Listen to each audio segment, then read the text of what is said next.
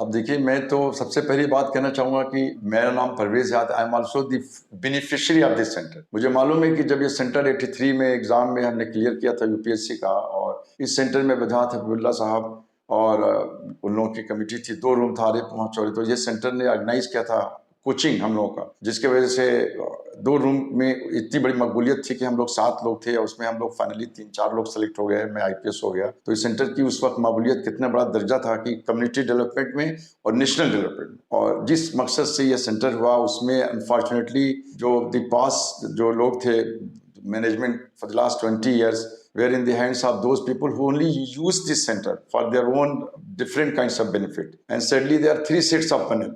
One panel who has already used it and benefited, not given anything back to the center. If one of the AGM I attended, I asked the people, two of them is still one of the presidential candidate, not to be named. तो उनसे हमने पूछा, आप can you tell us 3 achievements as per the objectives of the ISC? So they were not in a position to give us 3 objectives. Still you ask them. Then another sets of people are still there. They again want to join the center for certain vested interest. I don't want to explain what interest, the nature of the interest may vary. I don't want to, I want people to read between the lines.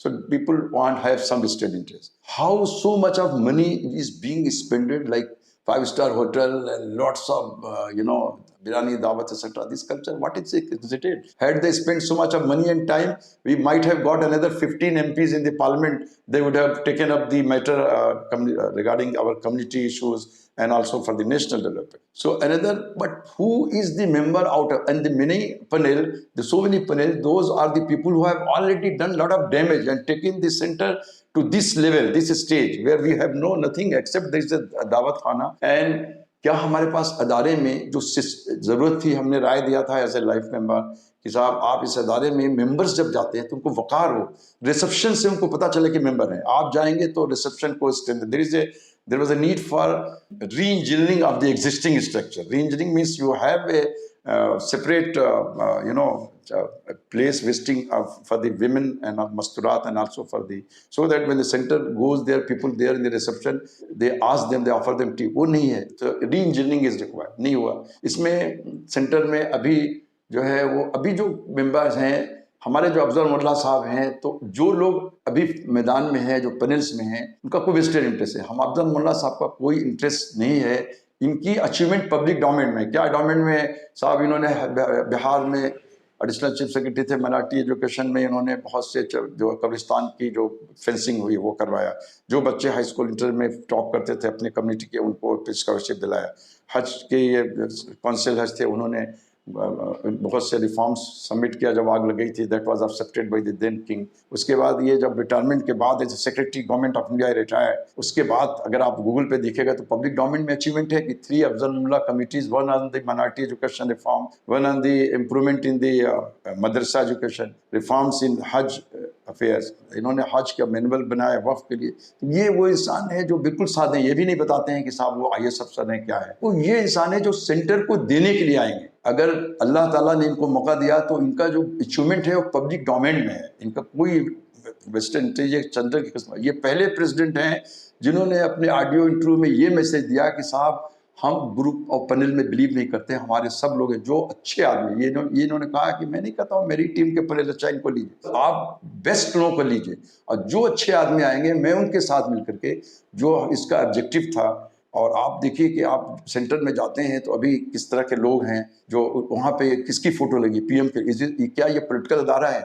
इस अदारे में, मिली अदारे में, जामी मस्जिद गुजरात का जो पड़ोस में है 8th century basis के, बहुत से हमारे दिल्ली सल्तनत और मुगल पीरियड के इस्लामिक स्ट्रक्चर्स हैं, पेंटिंग्स हैं, म्यूरल्स, मिनिएचर्स लगे वहाँ पे जाने से कि साहब हम एक इदारे में आए. और इसका स्टेचर जो है वो घट गया है, उसको बढ़ाने के लिए ऐसी मकबूलियत है. और तो ये इंशाल्लाह अगर अल्लाह ताला ने उनको मौका दिया तो ये सभी मेंबर्स को टीम की तरह लेंगे, और ये stakeholder consultation, whatever major decision he will take the stakeholders, जो मेंबर्स हैं, बिल्कुल वो इस कौम का इजाज़े से करेंगे. यहाँ पे एक अर्ली गोल सिस्टम से जो चल रहा है, कम उम्र जो बच्चे हैं, जो हमारी कम्युनिटी के, हम तो मेंबर ऑफ पार्लियामेंट्स हमारे कम होते जा रहे हैं, लेकिन इस अदारे का जो मेरा इस्तेमाल, जैसे मैं वहाँ का IPS अफसर हुआ उस ज़माने में, आज तो इस सेंटर के पास बिल्डिंग है, लेकिन क्या किसी रेस्टोरेंट अगर बहुत खूबसूरत बन जाए उसका खाना अच्छा नहीं हो तो क्या आप खाना खाने जाएंगे? नहीं जाएंगे।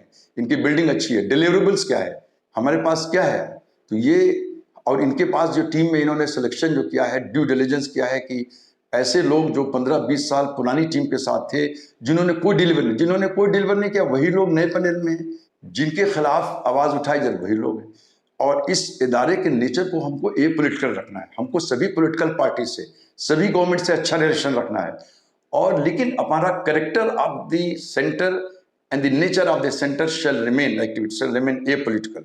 तो इसका जो है कम्युनिटी के जब इनका डेवलपमेंट है, इनको मौका मिलेगा तो बहुत सी चीज़ें हैं, सारी चीज़ें तो हम नहीं बता सकते इतने शॉर्ट में, लेकिन बहुत सी चीज़ें हम डिस्कस की जिससे it will lead to the development of the community which is badly needs a leader like who has achievement in public. Also, it will lead to the national development as well, and also take the will. It will also highlight what is there in the center and sub restaurant. Now he has so many things, like there should be some epics movie should be shown to the center free of cost as it is done in the center. There will be lots of scholars all over the world should be invited within India and outside. हमारे पास कितने अच्छे Islamic literatures हैं, क्या हम उसका literary exhibition करते हैं? नहीं करते हैं। क्या हम उसमें बुलाते हैं स्कॉलर्स को? नहीं करते हैं। तो ये सब चीज़ें होना चाहिए जिसका इसका वक़ार ऊंचा हो नेशनल लेवल पे and also with international एम्प्लीकेशन। Thank you very much.